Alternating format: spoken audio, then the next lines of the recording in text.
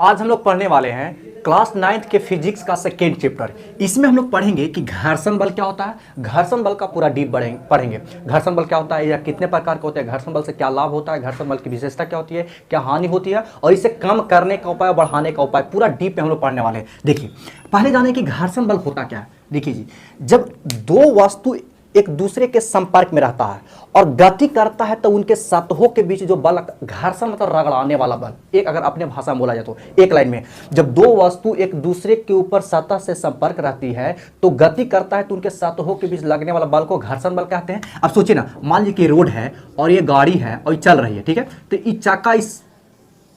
ये चाका रोड के सतह से कनेक्ट है कि ना कनेक्ट है, ये आगे की ओर गतिशील है तो चाका और रोड के बीच घर्षण बल लगेगा। तो घर्षण बल कहने लगता है तो हमेशा पीछे की ओर लगती है, कहने लगती है पीछे की ओर। तो घर्षण बल समझ में आ गया। अब इसकी विशेषताएं हैं, क्या है विशेषताएं हम लोग समझ लेते हैं। देखिए बबुआ, सबसे पहली तो बात हुआ यह विशेषता में कि यह संपर्कीय बल है। पहला में क्या लिखेंगे, यह संपर्कीय बल है, ठीक है। दूसरा विशेषता में क्या होता है कि यह गति का विरोध करता है। क्या करता है, गति का विरोध करता है, ठीक है। थर्ड में हम लोग समझेंगे कि यह बल के विपरीत दिशा में लगता है। बल एक्सेलेरेटर से पीछे को लगता है लेकिन यह आगे को ढकेलता है एक्सेलेरेटर, तो क्या करता है कि पीछे को लगता है, यानी बल का विरोध करता है, यानी बल के विपरीत दिशा में, बल के विपरीत दिशा कहिए चाहे गति के विपरीत दिशा कहिए, ठीक है, विपरीत दिशा में लगती है।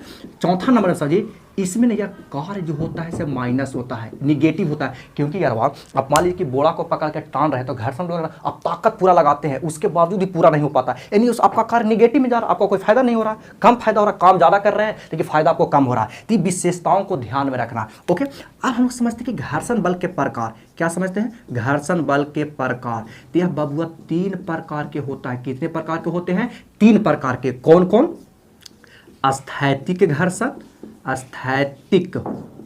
स्थैतिक घर्षण, दूसरा में होता है सीमांत घर्षण और थर्ड में होगा आपको गतिज घर्षण।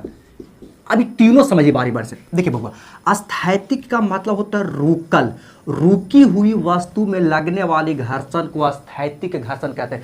कोई भी वस्तु रुकल है तो भाई घर्षण तो लग रहा होगा उसके सतह के बीच, जमीन से, तो उनके भी जो घर्षण लगता है उसको स्थैतिक घर्षण कहते हैं। सीमांत घर्षण किसे कहते हैं, देखिए जैसे मान ली कि कोई गाड़ी रुकी हुई है और वो मान ली कि अटक गया है और उसको पीछे से लोग धक्का देता है तो रुकल है, उस स्थिति में तो स्थैतिक घर्षण है। लेकिन जैसे मान ली कि 3 आदमी ढके लेला लेकिन नहीं ढकला रहा है, 4 आदमी आया, 5 आदमी, 6ठा आदमी आया तो हल्का हिल गया, तो हिल गया तो उस स्थिति में जो हिल गया है ना, वही हिलल स्थितियां को सीमांत घर्षण कहते हैं। बात समझ में आ रहा है यार। कभी गाड़ी ढकेलते हैं तो लोग थोड़ा सा हिलते, हाँ हो गया, थोड़ा सा और जोर लगा दीजिए, तो बोले जोर से बोला हैसा, तो उसी को जोर से बोला हैसा को सीमांत घर्षण कहते हैं।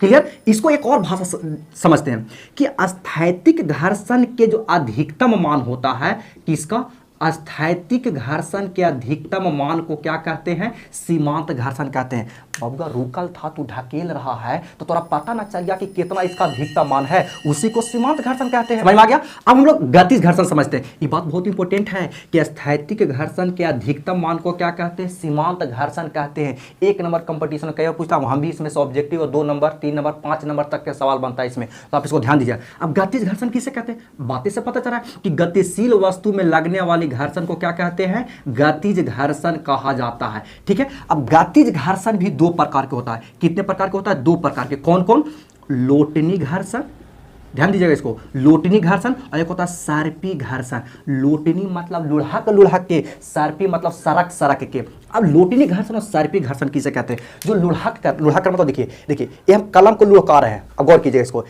लोटनी घर्षण हो गया। लेकिन सर्पी घर्षण जैसे इस सरका रहे हैं, इस सर्पी घर्षण हो गया। जैसे मान लीजिए आप लोग चावल या गेहूं को टानते हैं तो क्या करते हैं, सरकाते हैं, लुढ़काते थोड़ी ना है, नहीं ना। लेकिन जब अर्घ लोग देता है, दंडवत देता है तो लोग लुढ़क के चलता है, उसको सरकाइए ना, पता चल पूरा छिलाई जाएगा शरीर है, ब्लड निकलने लगा। तो लोटनी और सर्पी घर्षण समझ में आया। अब देखिए लोटनी घर्षण कहाँ लगता है, लुढ़कता कहाँ है, तो चाका जहां भी लगेगा बबुआ उस सब के सब लोटनी घर्षण होगा। क्लियर है। और सर्पी घर्षण कहाँ लगेगा, तो जहां सरकेगा तो कहां सरकता है भैया, तो देखिए पानी वाला जहाज होता है ना, यानी नाव, उसको लिख देते हैं। नाव में कौन सा घर्षण लगता है, तो भैया लगता है सर्पी घर्षण। अच्छा हवाई जहाज में कौन सा घर्षण लगता है भैया, सर्पी। कहां लुढ़क लुढ़क के थोड़ी चलता है, उस सर्पी घर्षण वो आता है जब पोर्ट पर आता है तो नीचे उतरने के दरमियान वो गाड़ी जैसा बन जाता है, तो वहां पर ना, लेकिन हवा में है तो वहां पर कौन सा बल अति घर्षण लगेगा, सर्पी घर्षण लगेगा। बात समझ में आया। अब देखिए इसमें कॉम्बिनेशन है कि सबसे ज्यादा कौन सा घर्षण लगेगा, तो सबसे ज्यादा स्थैतिक घर्षण लगेगा, ठीक है। अच्छा लोटिनी और सर्पी में घर्षण कौन लगता है, जब लुढ़क लुढ़क के चलिएगा या सरक सरक के चलिएगा। तब वो देखिए हम लोग ना क्या करते हैं कि ट्रॉली वाला क्या करता है, आप लोग कभी स्टेशन पर उतरते होंगे और सामान रहता होगा, या आप ऐसा बैग आ गया है, आपको स्क्रीन पे भी दिख रहा होगा, वो नीचे चक्का लगा दिया जाता है, और चक्का लगने से पहले हम उसको साथी का सरकार रहते, अब लुढ़ा क्या आता तो आराम से पकड़ के हम लोग चलने लगते हैं, उसमें कोई दिक्कत नहीं होती। यानी लोटनी घर्षण चक्का लगावे से आसान हो जाता है सरकाने के सापेक्ष, इसीलिए नाव की गति बहुत कम होता है, लेकिन ट्रेन हाई स्पीड से चल सकता है। ठीक है, बात समझ में आ गया। यानी यहाँ कह सकते हैं कि स्थैतिक घर्षण सबसे ज्यादा होती है, उसके बाद कौन हो जाएगा, उसके बाद हो जाएगा आपको सर्पी घर्षण। देखिए इसमें कनेक्शन नहीं पूछता, इसमें कनेक्शन पूछता सर्पी घर्षण, और सबसे कम लगेगा लोटनी घर्षण, सबसे कम लगता है चक्का वाली लोटनी घर्षण। तो ये आप कॉम्बिनेशन भी याद रखिएगा, जाने मुँह तने बड़ा जाने पोछिया होने छोटा, सबसे अधिक स्थैतिक घर्षण होता है, फिर सर्पी घर्षण और फिर लोटनी घर्षण। इतना बात आपको समझ में आ रहा है, आप इसका स्क्रीनशॉट लीजिए, फिर हम समझते हैं कि इसका लाभ और हानि और कम करने का उपाय क्या है। अब हम लोग घर्षण बल से लाभ समझ लेते हैं कि घर्षण बल से आखिर लाभ क्या है, हानि क्या है। देखो बबुआ, हम लोग ना अब मार्कर को जो हम पकड़ ले हैं, ये जो टोपी पहन ले हैं, सब घर्षण बल के चलते हम खड़ा है, घर्षण बल के चलते। गाड़ी में जो ब्रेकवा लगाता है वो घर्षण बल तो होता है यार, अगर घर्षण बल नहीं होता तो आप साइकिल को ले लीजिए, गाड़ी कोई भी चीज़ ले लीजिए, वो रगड़ाता नहीं तो घर्षण नहीं लगता है। यानी घर्षण बल से बहुत लाभ है क्या भैया, तो ब्रेक लगने में, हम लोग चल रहे हैं, चलने में भी घर्षण बल की बहुत भूमिका होती है। बालू पर घर्षण बल बहुत कम लगता है, इसलिए हम लोग सही से नहीं चल पाते हैं। या फिर घोड़ा गाड़ी को टमटम जिसको बोलते हैं, टमटम को खींचने में, नाव को खेने में, नाव जो करते तो घर्षण बल के कारण तो होता है। कील जो ठोकते हैं वो घर्षण बल के कारण तो कील को ठोक पाते हैं, अदरवाइज नहीं ठोक पाइएगा, क्योंकि बालू में ठोक के कील तन दिखाइए, नहीं ठोक पाइएगा क्योंकि उसमें घर्षण बल बहुत कम लगता है। ये सब बात समझ आ रहा है। रस्सी में गांठ देना है, कहाँ पर, रस्सी में आपको गांठ देना है, यानी गीठा बांधना है, तो उसमें भी आपको घर्षण बल जरूरी है, कि घर्षण बल नहीं लगेगा तो गांठ नहीं पड़ेगा। तो ये बहुत सारे फायदा है। आपको ये बात समझ में आ गया। हानि समझ लेते हैं, आखिरकार घर्षण बल से हानि क्या है। आई अरवा, हमने के चप्पल जूता बार बार क्यों लेना पड़ता है, किसी का तो शौक होता है, किसी की मजबूरी होती है, वो मजबूरी के कारण है घर्षण बल। यानी चप्पल जूता खराब होने में, चप्पल जूता खराब होने में घर्षण बल की भूमिका है। नट बोल्ट खराब होने में इसी का भूमिका है। तीसरा बात, ज्यादा बल लगाने में, ज्यादा जो बल लगता है उसके पीछे किसका रीजन है, घर्षण बल। भाई किसी को नीचे से टान रहा है, बल, घर्षण बल के कारण। तो चौथा में गाड़ी का स्पीड कम जाता है, गाड़ी का स्पीड कम जाता है, तो भी तो घर्षण बल का नुकसान है। इतना बात समझ आ रहा है। पार्ट पुर्जा खराब हो जाता है, मशीन का पार्ट पुर्जा खराब हो जाता है, मशीन का पार्ट पुर्जा खराब हो जाना किसकी वजह से होता है, तो घर्षण बल के कारण। बहुत सारे ये सब आपको तो बात समझ में आ रहा है, ये सब तो हानि तो है।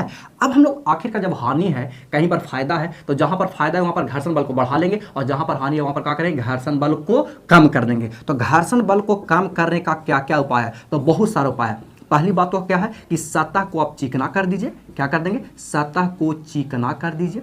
अब चिकना करने के भी बहुत सारे उपाय हो सकते हैं। आप तेल लगा सकते हैं, ग्रीस लगा सकते हैं, पाउडर छिड़क सकते हैं, ये सब तो चिकने करने का उपाय है। देखिए सब जगह सब उपयोग नहीं होता है। स्नेहक, एक वर्ड है स्नेहक, स्नेहक रे बबुआ अलगे अलगे बतिया नहीं है। स्नेहक मतलब चिकना करने वाला पदार्थ को स्नेहक कहते हैं। अरे तीनों बतिया तो एक ही है यार, ठीक है ना। ग्रेफाइट स्नेहक के रूप में सबसे ज्यादा उपयोग किया था ग्रेफाइट। ग्रेफाइट भी सतह को चिकना करता है, बतिया ध्यान में रखना है, ये बहुत इंपॉर्टेंट है। तो कम करने को उपाय तो समय, तो अधिक करने को उपाय का भाई सतह को रुखड़ा कर देंगे, और सतह रुखड़ा करें वहां पर स्नेहक वगैरह यूज नहीं करेंगे। तो इतना बात आपको समझ में आ गया कि घर्षण बल क्या होता है। आप इससे क्वेश्चन 100% आपको रहेगा, इसको अच्छे से कंप्लीट कर लीजिएगा, ठीक है।